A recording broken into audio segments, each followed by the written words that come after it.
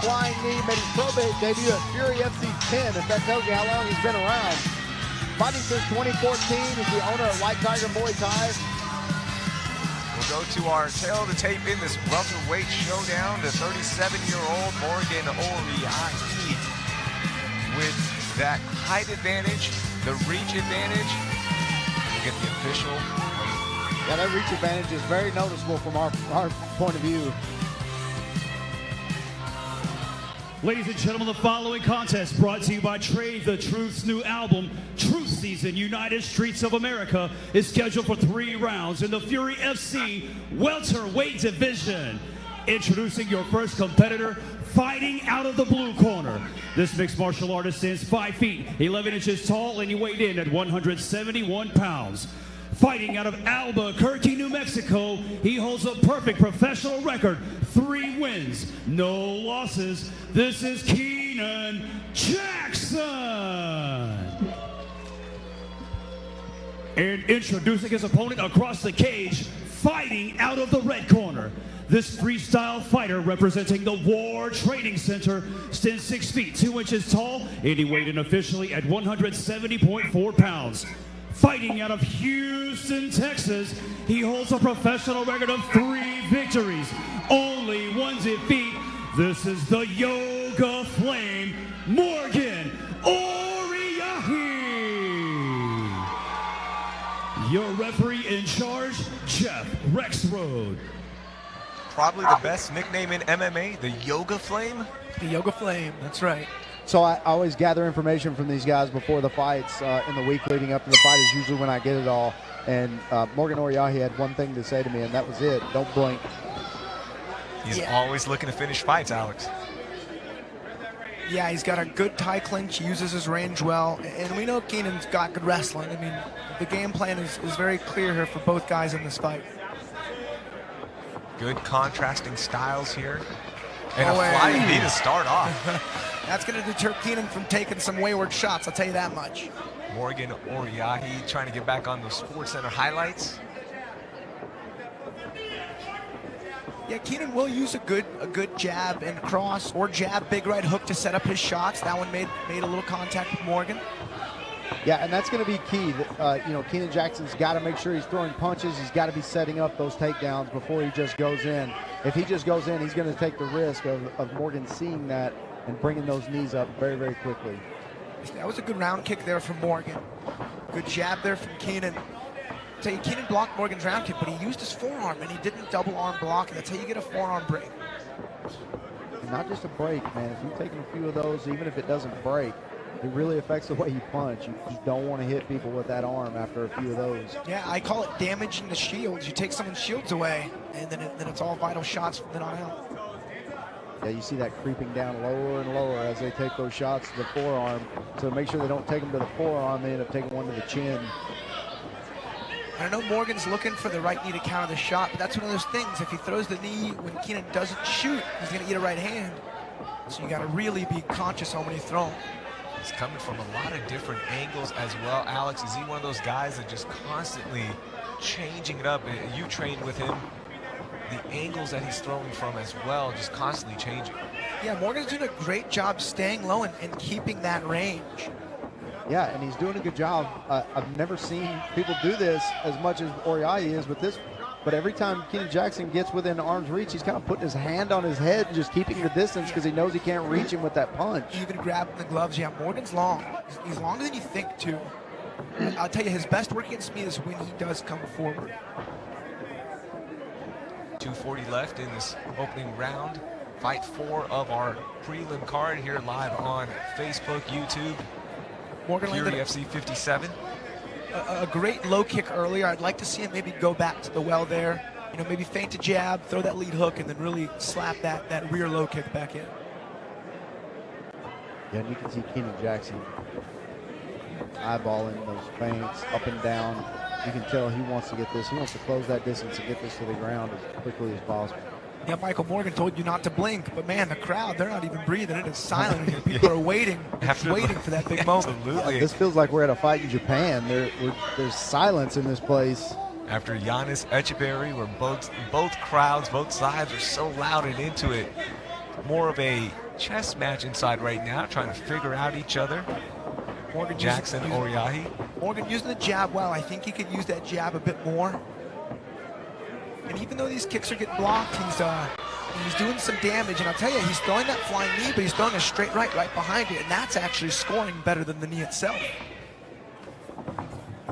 Yeah, I'm sure that flying knee over and over is just, he's doing it to play with the head a little bit of Kenan Jackson. And now Kenan Jackson pushing forward here. 120 left in the first round. Now he's applying some of that pressure. Yeah, I think Kenan maybe let him off the hook there a little bit, had him up against the cage, and maybe should have closed that distance there. I know he doesn't want to get in a tight clinch with Morgan, but having him up against the cage gives him the opportunity to kind of sink down and use that cage to pin him there. Yeah, you see Kenan, he really picked up his tempo and his pressure, really started moving and took a shot. And I'll tell you, this is what Morgan, I know, wanted and needs for this fight to be in his realm. He's got this range to strike with. Kenan Jackson also throwing that front kick a little bit more. I'll tell you, Morgan's high kicks, they really pay off later in fights when guys are a bit more fatigued because they come so long. But man, he catches a guy with their hand down for a second. I've seen him do it as an amateur in kickboxing. He will put guys to sleep with that high right kick. Yeah, and he's doing it at 2 different speeds. You can see that, you know, some of them are vanity kicks. Some of them he's throwing up there just to make him aware. But you can see when he means it, that thing comes at a lot faster pace than some of the other ones. I believe Morgan's doing a good job staying ahead. I think he's throwing maybe 20% more. And he's doing a good job maintaining that range. 10 seconds left in the first round. Ooh, nice front kick there from Kenan Jackson. Landed just below the chin on the chest. That was a good high kick from Kenan. I'll tell you, if Morgan's hand wasn't up there, that would have hit him right in the lips. Morgan did a good job blocking that high kick. Both fighters touch gloves there. Respect. First round. Yeah, respect after the first round, because when that fight started, they were staring each other down. They didn't shake hands. Oriahi kind of went in front of Jackson. Let's take a look at some of the highlights. There's that opening flying knee. Alex threw it 2 more times in this fight, as you mentioned, followed with the right. That was close, too. On the armpit, yep. Now you see Kenan Jackson there kind of shaking that one off, but maybe he didn't notice. He only felt it near his armpit, but I guess he doesn't realize how close that was to his chin. That was very, very close. Man, I've been in fights where guys throw big shots and they whiff, and I'm always like, oh, okay, glad that didn't land. There's a good right hand there after a kick. Morgan's doing a good job throwing, leading with the legs, but then finishing with the hands. A lot of feeling out in that first round. A lot of good action as well in flurries. Both guys look really fresh going into this second round. Yep. Yeah, these guys aren't going to wear down. Kenan Jackson with that wrestling background. If any of you aspiring mixed martial artists out there have never been to a wrestling practice, I would say it's pound for pound maybe one of the toughest practices you'll ever go to in any sport. The flying knee landed. Morgan Oriahi, he lands his signature move. And man, I'll tell you, Kenan ate that well. Morgan's got him hurt. I think Morgan needs to put his foot on the gas, but maintain smart defense. 2 knees there to start the second round. A high kick there to the head and a front kick there from Oriahi. A lot of pressure now. He sees that opening. You know, Kenan's swinging big. If he misses, he's got to watch out for the counter. Yeah, Morgan doing a great job of keeping that distance. That punch is staying just a few inches away from him every time. Good defense there by Kenan Jackson, Lion. And there's that flying knee, as you talked about, Alex, coming with the follow-up flurry of punches, just closing distance so fast with that flying knee is Oriahi. It hit him just right in the mouth. And if you can see Morgan, he's actually kind of giving him the side eye, like he's looking at something low, and then he'll throw something either to the opposite side or spear something in straight. Yeah, those eye feints. He's looking down. He's looking over to somewhere else. He's trying to act like he's telegraphing his punches or kicks, and really he's going somewhere completely different. You can see that flying knee busted up the nose of Kenan. I mean, it hit him right in the mouth, right where his nose meets his lips is where that knee landed. That's the worst spot. Yeah, Michael, that's some toughness there, man, because that first 20 seconds looked like it might have been over, and we might be going home after this one, but man, he survived the round and looks back. He's ready to go as Kenan Jackson. Yeah, Morgan just landed it again. He was a little bit far away, so he kind of landed on the way down instead of the way up. But still, at 6'2" versus 5'9", he's still able to land that just a little bit. Not much on it for that one, but landed it again. Again, I'd like to see Morgan go back to those low kicks. And I mean, there's a head kick. Not that the head kicks are bad, but when Kenan's standing in that orthodox stance, I think those rear leg to lead leg low kicks are going to pay off as the fight progresses. Yeah, and also Kenan Jackson keeps switching stances. That conventional stance to a southpaw stance that he keeps switching to, while Morgan is staying in that conventional stance, is bad news for those high kicks. 2:30 left, second round. Jackson, Oriahi. You can see there's a lot less pressure out of Jackson this round. Naturally, he took a knee to the mouth. Yeah. But I'll tell you, this is where Morgan is just at home, is fighting at range whilst coming forward. One thing that Kenan's going to be really proud of after this fight is his guard has been consistent and high, and it's kept him from taking a lot of excess damage. And he's created a really good shell around his face. Yeah, Morgan with that question mark kick landed just a little high there, kind of glanced off his head, but again, it's another one of those fights where it looks like it's just a matter of time before one of them is going to land. Damn, Morgan's finding his mark. He just threw a right hand and then a check left hook as Kenan comes forward, and both of them landed. And you see when Kenan throws, he's throwing well, but he's missing his mark. Morgan's really beating him in this range game right now. See, and that's what Kenan needs. He needs some chaos. He's got to close the distance and show Morgan some sort of reaction before he actually tries to land the big shots. Kenan did a good job there a couple of seconds ago with some good counter punching as well when Morgan started throwing a little bit. Good to see that from the Lion. Ooh, a big right there. If I'm not mistaken, it looks like that right hand may have opened a little cut over the left eye of Kenan. Yeah, big shot there from Kenan Jackson, just missing. Morgan doing a great job of staying out of the range of those punches. You know what, I'm surprised we've not seen Kenan shoot but the first time in the first round. I mean, for a wrestler, he's happy to stand and strike with a really, really gifted striker. Oh, another big right knee there from Morgan. I mean, he's almost just throwing that knee as it's like a jab, right? Yeah. Like he's just throwing it like it's no big deal. Yeah, at his height, at his athleticism, it's fine. Yeah, I don't think I've ever seen that many flying knees in one fight, and we're 2 rounds in. And of all moves, of all strikes to throw, I gotta say the flying knee probably uses up the most fuel. Yeah, and it's the longest to set up too. So I don't know why, but if you're nicknamed the Yoga Flame, I feel like you have a good tank. See, this is where Morgan's fight camp's gonna need to really come in clutch, because I know he worked a lot of get-ups and a lot of anti-wrestling. Thankfully, there's not a lot of time left. Big overhands there as we end the second round here. Yeah, Kenan Jackson heard those claps, knew there was only 10 seconds and had to capitalize because he doesn't know if he's going to be able to get him back there. Yeah, you know what? It was good he tried to do some damage. I still think that's a 10-9 for Morgan all day. He rocked him with that knee. He was pressuring for 4.5 minutes of that round. Let's catch these replays. And I'll tell you, watch this first flying knee. I mean, right on the nose and mouth. I can't believe Kenan reacted as well as he did. Yeah, I can't believe he stayed upright after that. That was a really hard knee right on the button.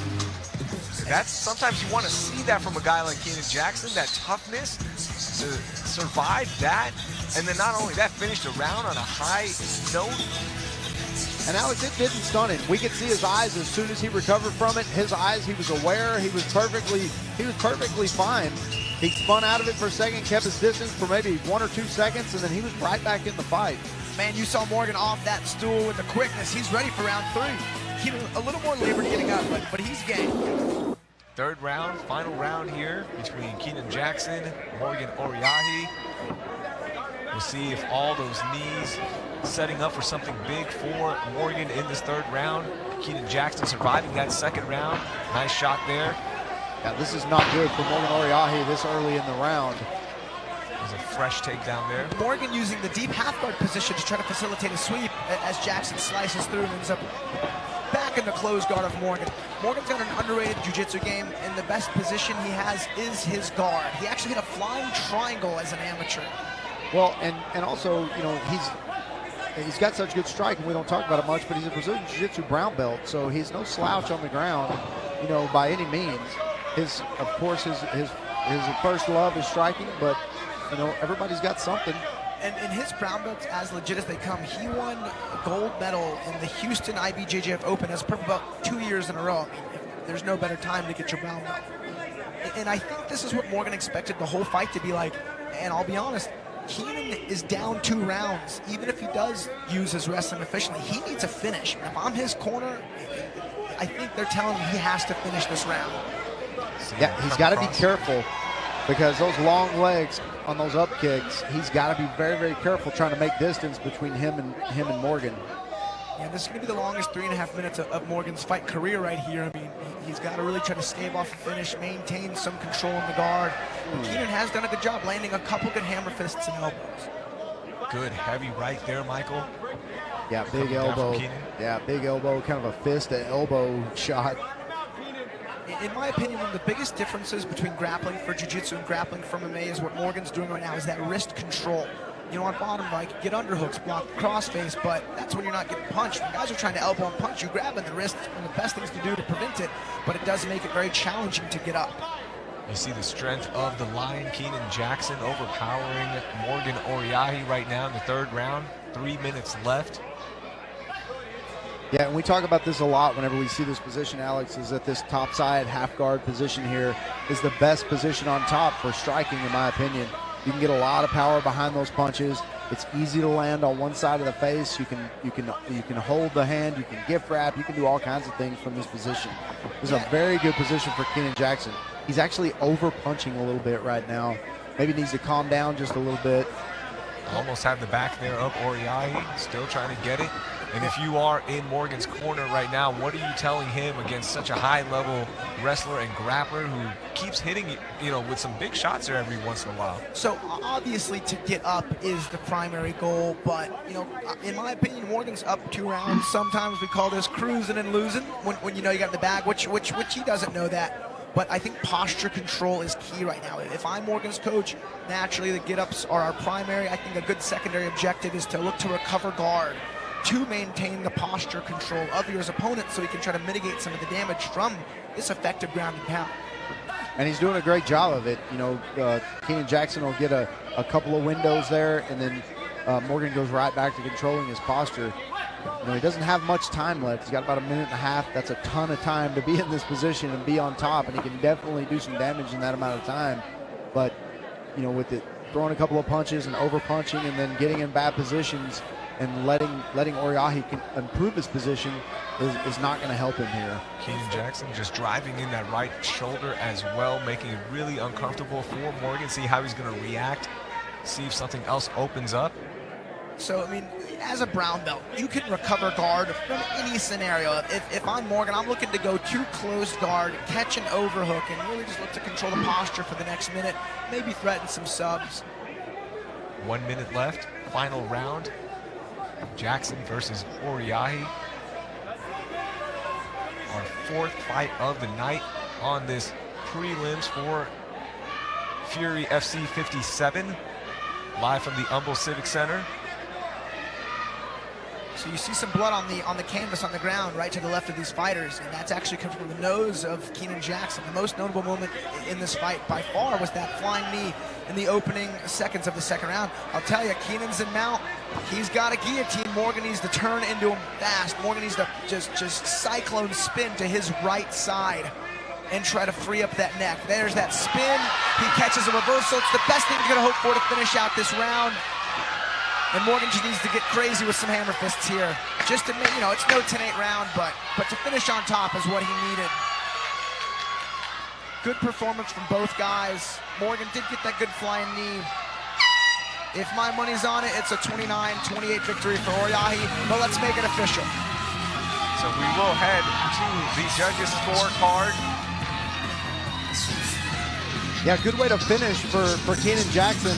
That was a great round. You know, I agree with you, Alex. That was a 10-9 round for Kenan Jackson. But, you know, the first round, I guess, could have been anyone's, but not too much damage. But I still think Oriahi landed more punches. I think he did more damage. And then, of course, in the 2nd round, you know, we had that exchange. So yeah, I mean, you saw that jab to a really quick shot, used the cage to stop Morgan from backing up, connects his hands under the legs of Morgan and scoops the leg out easy for the double.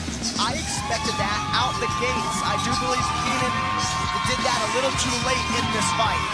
And granted, he was doing okay on the feet. He was actually throwing front kicks and side kicks in the face, you know, using his jab to set up his right hand, but he didn't meet the mark as much as Morgan did.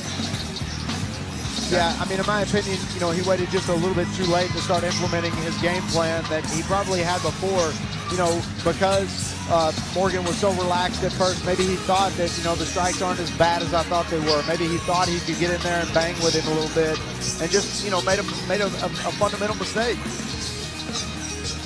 Oriahi making sure from Alex that he won those rounds 2-1.